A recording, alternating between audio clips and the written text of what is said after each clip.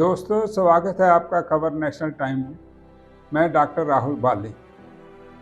आज मैं आपके साथ सीजेपी के ऑर्गेनाइज़र के बारे में बात करूंगा। उन्होंने अभी रिसेंटली कहा है कि वो पॉलिटिकल पार्टी नहीं बनाएंगे बल्कि एक प्रेशर ग्रुप की तरह काम करेंगे।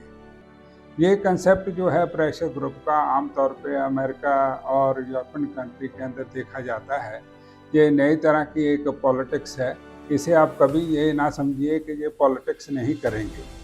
मैं आपको प्रेशर ग्रुप होता क्या है, उन स्टूडेंट को जो प्रोटेस्ट कर रहे हैं उनको मैं थोड़ा सा इसके बारे में बताना चाहता हूँ, ताकि उनके दिमाग में ये रहे कि ये एक राजनीतिक ही जैसा काम करता है, लेकिन ये पार्टी बना के नहीं काम करता है।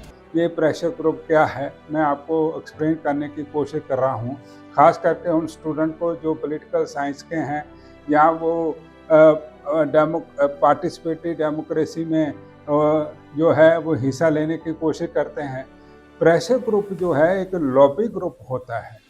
ये लॉबी ग्रुप क्या है या प्रेशर ग्रुप क्या है, इसको हम 3 भागों में बांटते हैं। इसका जो आमतौर पे कंसेप्ट जो है उसकी अगर एक्सप्लेनेशन करें तो जो पॉलिटिकल है, सेक्शनल है और सिंगल इश्यूज़ के ऊपर है।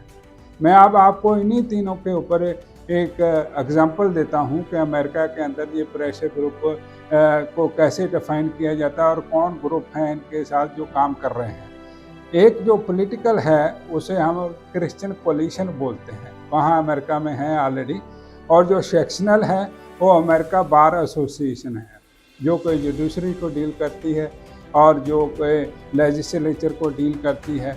और जो सिंगल इशू का है वो है नेशनल राइफल एसोसिएशन। ये जो मैंने नाम लिए द कोलिशन, क्रिश्चियन कोलिशन और American bar association, national rifle association, ये कोई भी पॉलिटिकल पार्टी की तरह रजिस्टर नहीं है। ये एक प्रेशर ग्रुप है। जैसे कि मैंने नेशनल राइफल एसोसिएशन की बात की, तो ये वो लोग हैं जो गन मैन्युफैक्चरिंग के ऊपर जो लॉबी करते हैं और उसके बारे में ये लोगों को अवेयरनेस देते हैं, फिर उनसे उनकी सपोर्ट लेते हैं और अपना जो गैंगस्टर कैपिटलिज्म है उसको ये जो है वो अपने फ़ायदे के लिए उन लोगों को जिनको इन चीज़ों की समझ नहीं है उनको ये जो है वो टारगेट करते हैं और अपना फ़ायदा जो है, इनका जो कैपिटल गेन करने का फ़ायदा है वो जो है ये पूरा करते हैं। ऐसे ही ये जो प्रेशर ग्रुप है ये अमेरिका में काम कर रहे हैं और बहुत सारे यूरोपियन कंट्री के अंदर भी करते हैं। ये जो जब सीजेपी के ऑर्गेनाइजर ये कह रहे हैं कि हम प्रेशर ग्रुप की तरह काम करेंगे, हम पॉलिटिकल पार्टी बना के काम नहीं करेंगे, इनका हिडन एजेंडा जो है वो यही है। क्योंकि जो प्रेशर ग्रुप है वो अक्सर देखा गया वो support for candidate in the form of campaign donation. वो जो कैंडिडेट इलेक्शन लड़ता है उसकी बैक में बिहाइंड द कर्टन जो है उसकी कैंपेन के लिए जो डोनेशन इकट्ठा करते हैं, उसकी कन्वेंसिंग करते हैं, कैंपेनिंग करते हैं, लेकिन ये सामने आके नहीं करते। लेकिन ये भोले वाले लोगों को, खास करके हमारे देश के लोग, जहाँ जैसे कि मार्कंडेय कांडू जी जो सुप्रीम कोर्ट के जज रहे हैं, उन्होंने कहा कि 99% इस देश के जो लोग हैं वो फूल्स हैं, तो वही 99% को ये टारगेट करते हैं। तो ये पीछे hidden agenda, behind the curtain agenda, pressure group का नाम दे के ये सारी चीज़ें जो है ये आने वाले टाइम में आपको देखने को मिलेंगी। ये सीजेपी के ऑर्गेनाइजर जो है ये अगर आज बीजेपी आरएसएस ने इसको अंतर नहीं किया तो मुझे लगता है कि जो अमित शाह जी पार्लियामेंट में बोल चुके हैं कि खड़गे जी को जो है वो रिजाइन मेरा मांग रहे हैं, चलो मैं रिजाइन भी दे दूंगा, लेकिन खड़गे जी का मकसद वो पूरा नहीं होगा। वो उन्होंने आगे या चल के ये भी कहा तो आप लोग जो है 15 साल इस सीट पे नहीं बैठ सकें, यानी कि जहाँ पॉलिटिकल पार्टी जो पावर में वो पार्लियामेंट में बैठती है, यहाँ अपोजिशन वाले बैठते हैं। तो ये उन्होंने अपने जो है पार्लियामेंट के अंदर कहा है। अगर ये बीजेपी इनको अंदर नहीं करती है, अगर ये बीजेपी की सपोर्ट से ही प्रेशर ग्रुप है, तो ये राहुल गांधी आने वाले टाइम में सोच लें 10 से 15 साल इस देश के प्राइम मिनिस्टर नहीं बन सकते। ये तो अरुण गांधी ने भी वरुण गांधी ने भी 2019 में कह दिया था, जब उनसे प्रेस रिपोर्टर ने पूछा तो उन्होंने बोला था कि 10 से 15 साल आने वाले में राहुल गांधी इस देश के प्राइम मिनिस्टर नहीं बन सकते। तो मैं जो आप लोगों को समझाने की कोशिश कर रहा हूँ, इनके छलावे में मत आइए।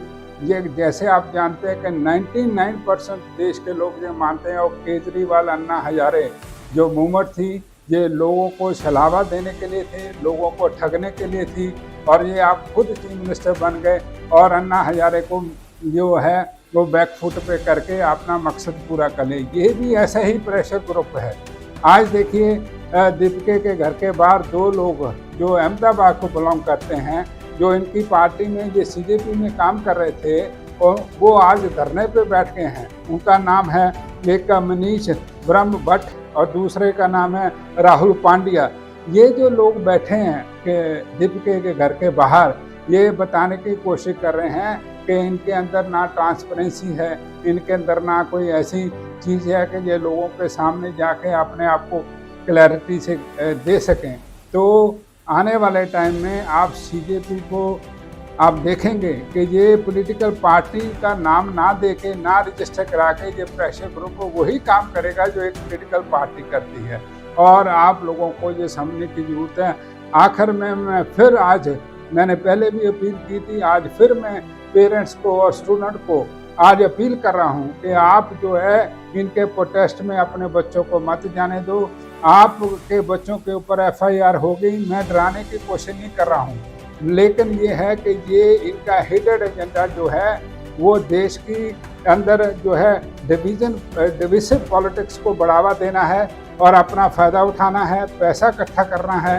ये आने वाले टाइम के अंदर आप देखेंगे, आज जो भी लोग अभिजीत दीपिका को पॉलिटिकल पार्टियों के लोग फोटो खिंचवा रहे थे, आज वो कल को देखना आने वाले टाइम में यही राजनीतिक लोग जब ये यूपी का इलेक्शन हार जाएंगे, यही अभिजीत दीपिका और सौरभ दास और आशुतोष को गालियां निकालते मिलेंगे। Thank you.